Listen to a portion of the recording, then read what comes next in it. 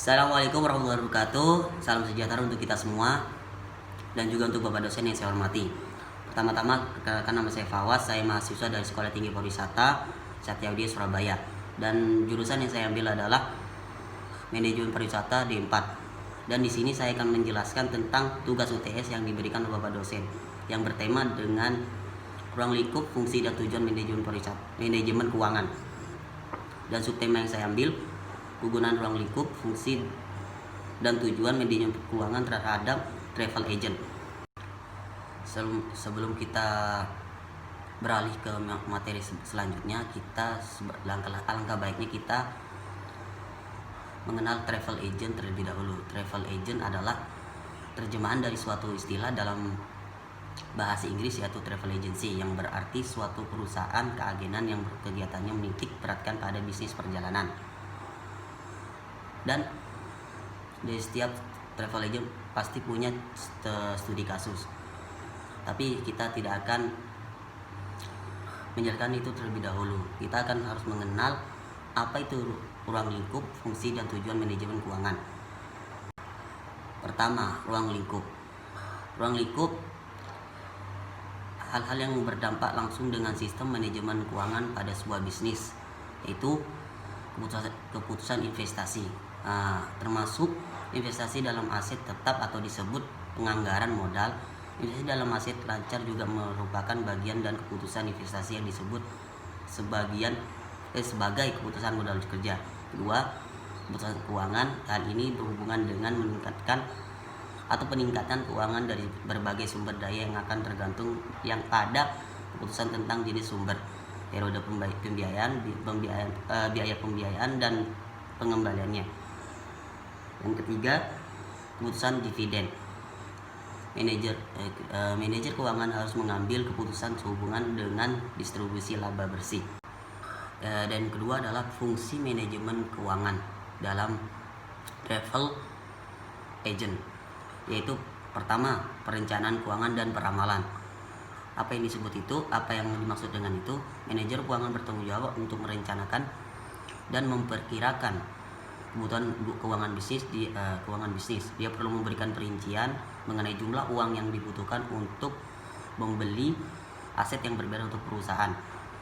Kemudian manajemen melalui manajer keuangan perlu mengetahui apa yang harus mereka keluarkan untuk modal kerja dan aset tetap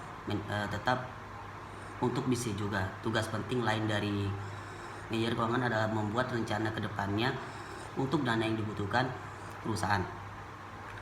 Kemudian manajer keuangan juga harus merancang lini bisnis yang akan dikembangkan, direalisasikan dan diberhentikan. Dan yang kedua, penentuan komposisi modal. Setelah perencanaan dan peramalan dibuat, struktur modal harus diputuskan. Campuran utang dan ekuitas yang digunakan untuk membiayai peluang investasi. Menguntungkan masa depan perusahaan disebut sebagai komposisi modal. Dan yang ketiga, investasi dana.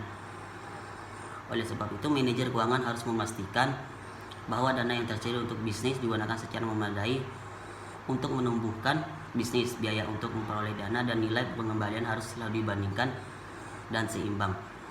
Dan kemudian manajer keuangan juga harus melihat lini bisnis yang menghasilkan pengembalian lebih tinggi dan memperbaiki lini bisnis yang mengalami penurunan performa.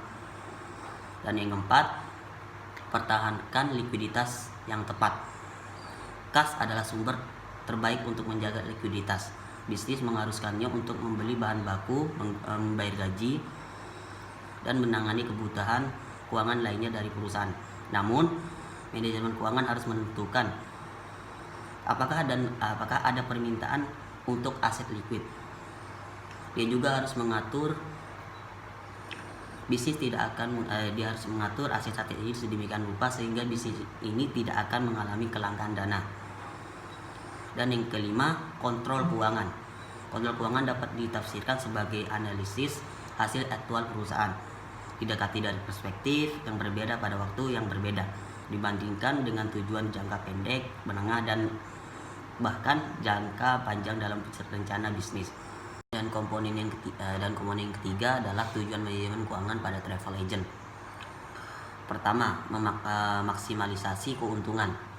Salah satu alasan perusahaan memperkerjakan manajer keuangan adalah untuk memaksimalkan laba sambil mengelola keuangan perusahaan.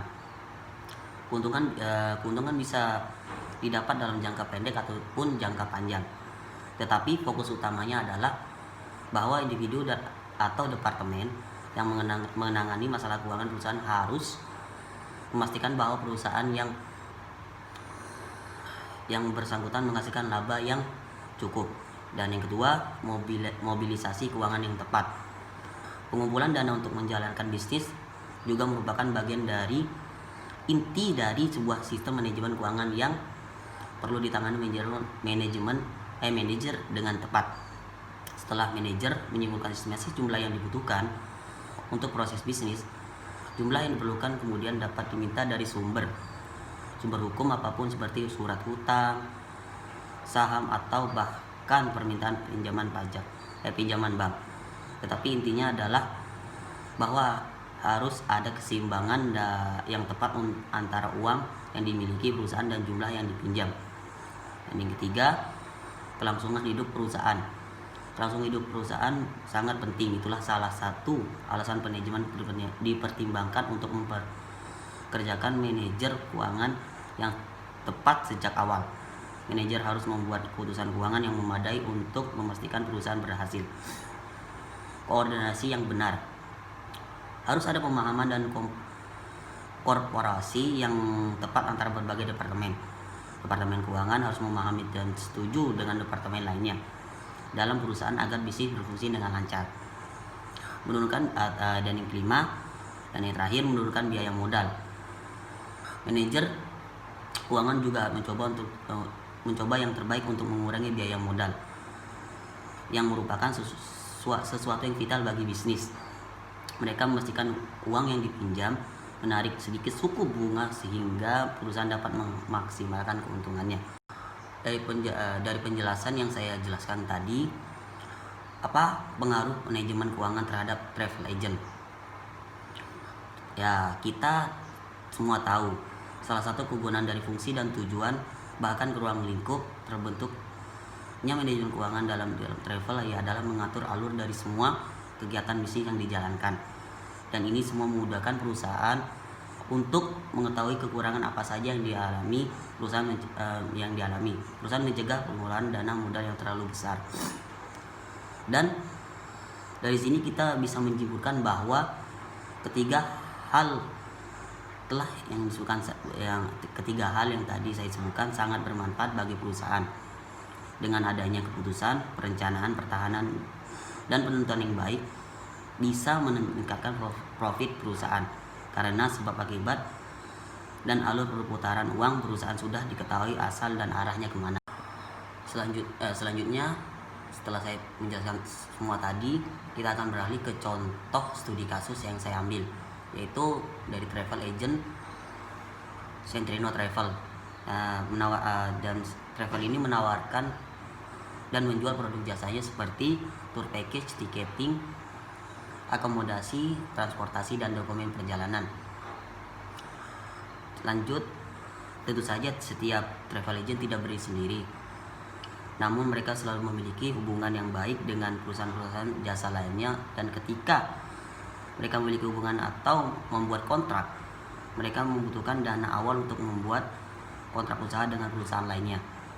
Dan perusahaan travel agent ini pastinya memiliki karyawan dan kebutuhan lain dari perusahaan yang tergolong cukup besar serta memiliki risiko usaha yang rawan dari cancellation atau penundaan. Nah, di sini kita bisa menyimpulkan bahwa masalah dari travel agent itu bisa memfokuskan pada berbagai kemungkinan risiko yang terjadi dan dalam pembentukan kebijakan.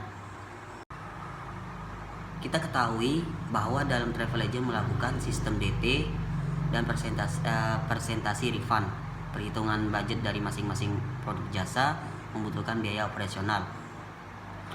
Apa solusinya? Dari banyak masalah yang dialami oleh perusahaan travel agent, dari naik dan turunnya profit suatu perusahaan dan diminimalisir dan dapat meningkatkan profit perusahaan. Oleh sebab itu, perusahaan harus memiliki perencanaan pertahanan dan keputusan yang baik agar perusahaan tersebut berjalan dengan semestinya.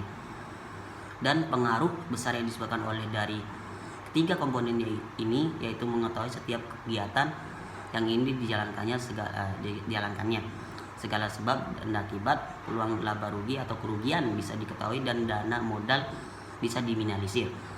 Karena itu segala urusan dalam travel agent bisa diminimalisir dan tentunya terarah.